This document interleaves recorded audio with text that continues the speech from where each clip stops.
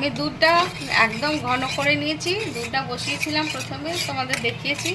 এবারে ঘন করে নিলাম, ঘন হয়ে গেছে। এর মধ্যে একটু পাউডার মিল্ক দিচ্ছি, গুঁড়ো দুধ। গুঁড়ো দুধটা দিয়ে ভালো করে মিক্সড করে নেব। নমস্কার, সুভদ্রার রান্নাঘরে আমার সকল দর্শক বন্ধুকে জানাই স্বাগত। আমি শিউলি। আজকে আমি আবার তোমাদের একটা নতুন রেসিপি নিয়ে এসেছি। তো এটা হচ্ছে আমের আইসক্রিম। যাই হোক, এবার আমি এখানে কাজু আর কাঠবাদাম আর কিশমিশ কুচি করে রেখেছি, এর মধ্যে দিয়ে দিলাম। এবার এটা ঠান্ডা হবে, ঠান্ডা করতে দেব। এটা আমার হয়ে গেছে, একদম সুন্দরভাবে হয়ে গেছে। এর মধ্যে আমি অল্প একটু চিনি দিয়েছিলাম, আর কিছু দেওয়ার নেই। দুধটা ঠান্ডা হোক, আমি গ্যাসটা অফ করে। এই যে একটা আম নিয়েছি, এই আমটাকে আমি কেটে নেব। কিভাবে বানাবো তোমাদের দেখাচ্ছি। এই যে আমটা আমি মাথাটা কেটে নিলাম। এবারে আমি আমটার ভিতর থেকে একটু নরম করে নিয়ে আটিটা বের করে নেব।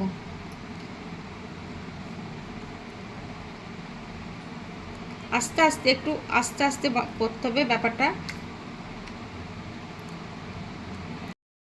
এই যে সুন্দরভাবে এটা আটিটা আমার বেরিয়ে চলে এলো। এই যে ভালো করে সুন্দরভাবে স্কুপ করা হয়ে গেল। এবার এর মধ্যে এই যে আমের পালটা একদম নরম করে দিয়েছি, চামচে করে দেখো এরকমই থাকবে। আর এই আটিটা থেকে আমি পালটা চটকে বের করে এর মধ্যে দিয়ে দেবো। ভরা হয়ে গেছে। এবার আমি কি করছি তোমাদের দেখাবো। এবারে আমি এই আমের মধ্যে এই যে দুধটা আমি ঘন করে ক্ষীর করে রেখেছিলাম সেটা দিয়ে দিচ্ছি।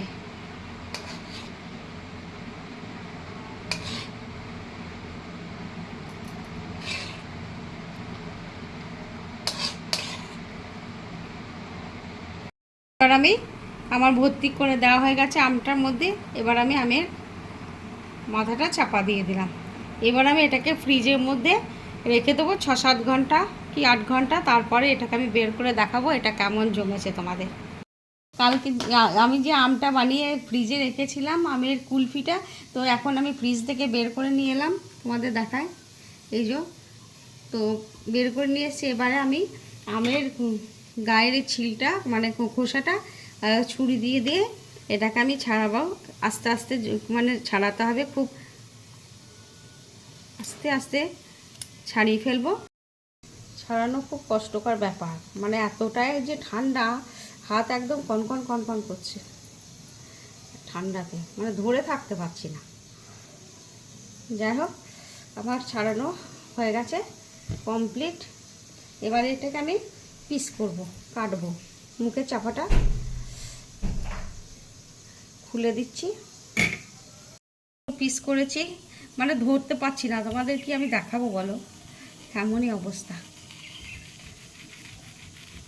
হাত এই যে আমার ম্যাঙ্গো কুলফি রেডি এবং সার্ভ করে দিয়েছি। দেখো অপূর্ব হয়েছে। তোমরা ঠিক এইভাবে বানাবে এবং বানিয়ে খেয়ে আমাকে কমেন্ট করে জানাবে কেমন তোমাদের লাগলো রেসিপিটি। আর তোমরা সবাই ভালো থাকবে, সুস্থ থাকবে। তোমাদের সকলকে অসংখ্য ধন্যবাদ, অনেক অনেক ভালোবাসা।